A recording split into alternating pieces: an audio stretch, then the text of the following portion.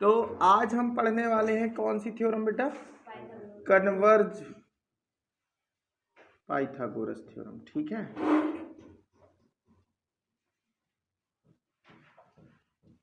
Theorem, और इसी को हम हिंदी में क्या बोलेंगे? ब्लॉम पाइथागोरस प्रमेय।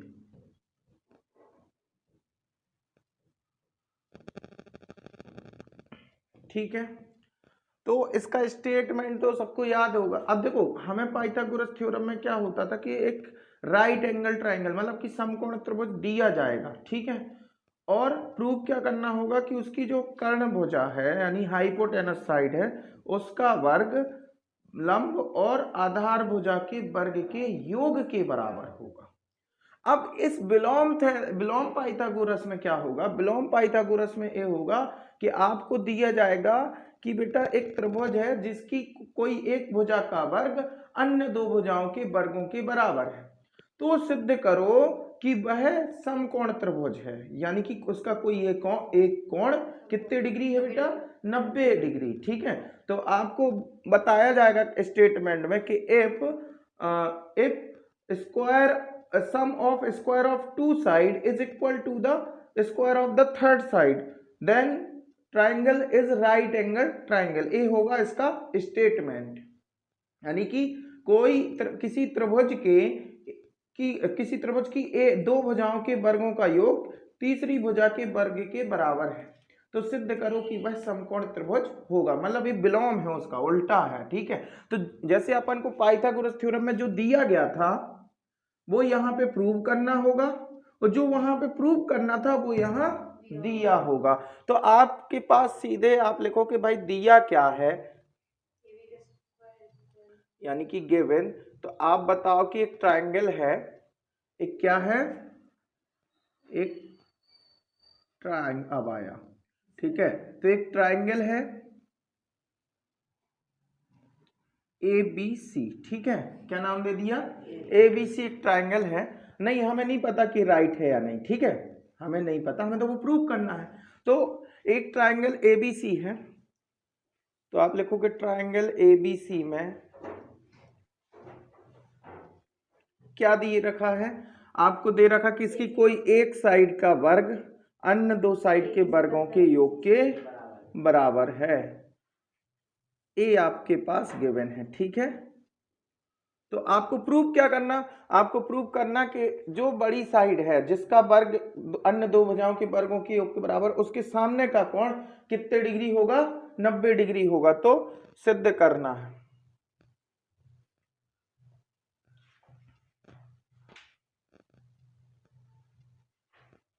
यानी टू प्रूव कि त्रिभुज एबीसी एक समकोण त्रिभुज है,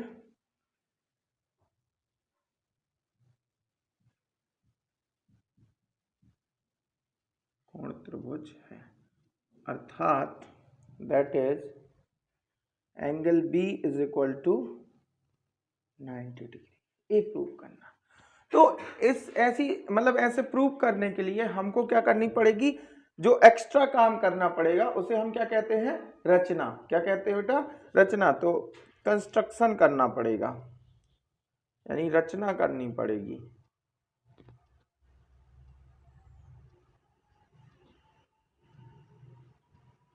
तो रचना में आपको क्या करना है? एक त्रिभुज मतलब कोई अन्य त्रिभुज बनाओ जो समकोण त्रिभुज है। ठीक है, ठीक है, तो आप क्या करो, एक अलग से समकोण त्रिभुज बनाओ। कंस्ट्रक्शन है तो अपन कैसे लाइन डॉटेड लाइन ड्रॉ करेंगे। ठीक है, रचना की लाइनें कैसी होती बेटा? Dotted line. ठीक है, और हम ये बता दें कि ये त्रिभुज जो है PQR वो समकोण त्रिभुज है और उसका Q पे 90 डिग्री बन रहा। तो हम रचना में लिखेंगे कि हमने एक त्रिभुज PQR समकोण त्रिभुज लिख देना। क्या लिख देना? समकोण त्रिभुज PQR की रचना की इस प्रकार की इस प्रकार की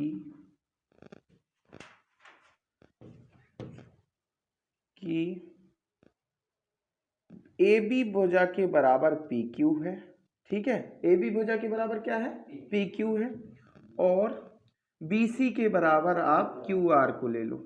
इस प्रकार से रचना करनी है, मतलब इस तरीके से वो डायग्राम बनाना कि इस साइड की जितनी लंबाई हो उतनी लंबाई इसकी हो, और जितनी लंबाई इसकी हो उतनी लंबाई इसकी हो। ठीक है, और साथ में जो त्रिभुज पी क्यू आर समकोण बनाया तो उसका कहाँ पे समकोण बनाया वो भी बता दो। क्यू पर हमने 90 डिग्री बनाया।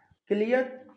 अब आ जाते हैं अपन प्रूफ में। बहुत इजी है, मतलब जैसे आप पाइथागोरस थ्योरम जो मेन वाली थी उसमें थोड़ा टाइम लगा था, लेकिन इसमें कोई टाइम नहीं लगना, सब दिया दे दिया उसने। अब कहा है तुम्हें इससे दोनों को सिमिलर कर दो, दोनों ट्राइंगल को, या कॉन्ग्रेंस प्रूफ कर दो, तो आपका क्या हो जाएगा, सीपीसीटी से करस्पॉन्डिंग पार्ट्स भी इक्वल हो जाते कि नहीं हो जाते। तो पहला काम क्या करेंगे, प्रूफ यानी उत्पत्ति बोलते हैं इसे।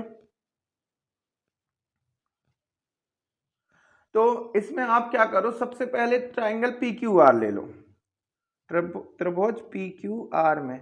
अब आपको कंस्ट्रक्शन से पता है कि त्रिभुज पी क्यू आर कैसा त्रिभुज है बेटा, समकोण त्रिभुज है। और जब समकोण त्रिभुज है तो इसमें पाइथागोरस प्रमेय का नियम लगेगा कि नहीं लगेगा। पाइथागोरस प्रमेय का नियम क्या है कि उस त्रिभुज की कर्ण भुजा कौन सी होगी, जहां पे 90 बनता है उसके सामने वाली भुजा। ठीक है, तो पी आर, तो इसमें हम सीधे सीधे कौन सी थ्योरम लगाएंगे, पाइथागोरस थ्योरम से कह देंगे कि पी आर का वर्ग किसके बराबर होगा बेटा, पी क्यू के वर्ग और क्यू आर के वर्ग के योग के बराबर होगा। अब हमने कहां से लिखा, पाइथागोरस प्रमेय से। कहां से बेटा,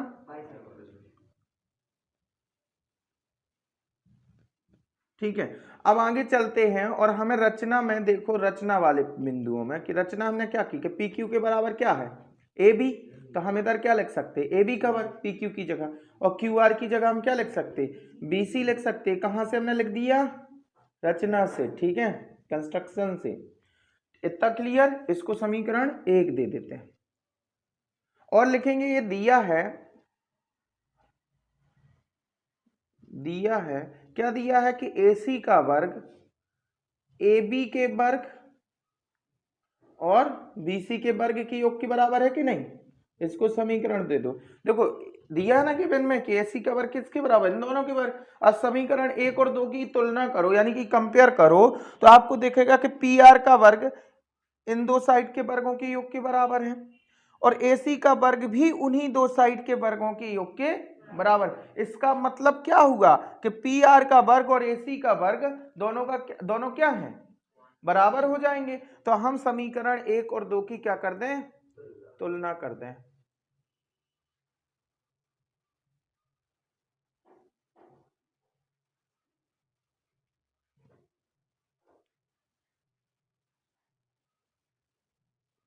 ठीक है, तो क्या मिलेगा हमें कि PR का वर्ग बराबर AC का वर्ग। ठीक है, PR का वर्ग किसके बराबर होगा, AC का वर्ग के बराबर होगा। ठीक है, अब उसके बाद स्क्वायर से स्क्वायर क्या कर दो, खत्म कर दो, तो क्या हो जाएगा, या इसका मतलब ये हुआ कि जे वाली घात यदि उस साइड भेजो तो वो काय में बदल जाएगी बेटा, 1/2 पावर हो जाती। कैसे कटती वो बता रहा हूं। तो अब पावर के ऊपर पावर हो तो क्या कर देते, पावर का मल्टी गुणा। तो 2 गुणे 1/2 करोगे तो एक क्या हो जाएगा, 2 गुणे 1/2, तो 2 से 2 खत्म हो जाएगा। तो क्या बचा, पी आर बराबर AC। तो यहां से लिख देते हैं पी आर बराबर AC। क्लियर हो गया ना। इसको समीकरण 3 दे देते हैं क्योंकि इसकी अब जरूरत पड़ेगी। अब देखो आप ना यहाँ पे इन दो त्रिभुज को समरूप भी कर सकते हो, और चाहो तो आप इनको सर्वांग सम भी कर सकते हो। 9th क्लास मतलब आप इन दो ट्रायंगल को सिमिलर प्रूव कर सकते हो, और चाहो तो आप इन्हें कॉन्ग्रेंस कर सकते हो। दोनों हैं, दोनों कंडीशन है।